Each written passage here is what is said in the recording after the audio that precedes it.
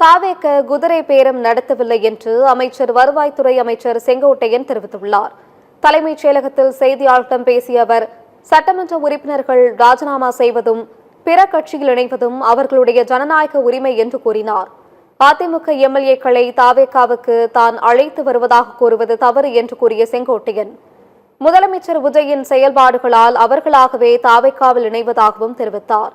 திமுக ஆதரவுடன் ஆட்சி அமைப்பேன் என கூறியது யார் என்பதை இந்த நாடே அறியும் என்றும் செங்கோட்டையன் கூறினார்.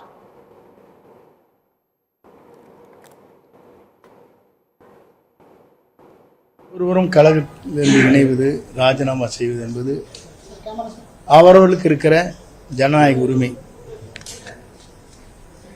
அது அவருடைய விருப்பம். ராஜினாமா செய்திருக்கிறார்கள். அதற்குள்ளே இந்த கேள்விகளை நீ கேட்பது என்பது உங்கள் மனதிலே வருகிற ஒவ்வொரு கருத்திற்கும் நான் பதில் சொல்ல இயலாது.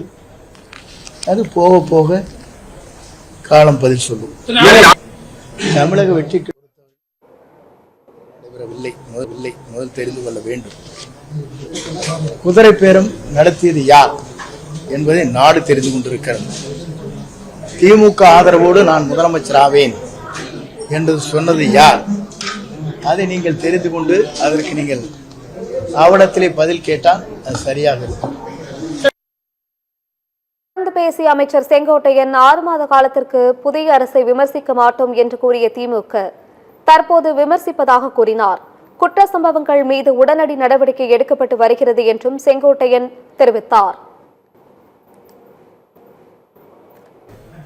இதற்கு முன்னால எதிர்கட்சி என்ன சொன்னாங்க? அசம்பிளில புதிய ஆட்சி வந்திருக்கிறது, மாற்றங்கள் பல பேரும் செய்ய வேண்டியிருக்கிறது, 6 மாத காலத்திற்கு எந்த கருத்துக்கள் நாங்கள் சொல்ல போவதில்லை என்று சொன்னாங்களே இல்லையா? அப்புறம் நாங்களும் பொறுத்திருந்தோன்னா ஒவ்வொன்றா செய்ய முடியும். எங்களுக்கும் ஒரு அவகாசம் தர வேண்டும்.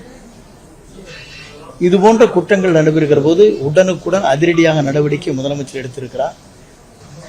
அந்த குற்றவாளியை உடனடியாக கைது செய்யப்பட்டிருக்கிறார்.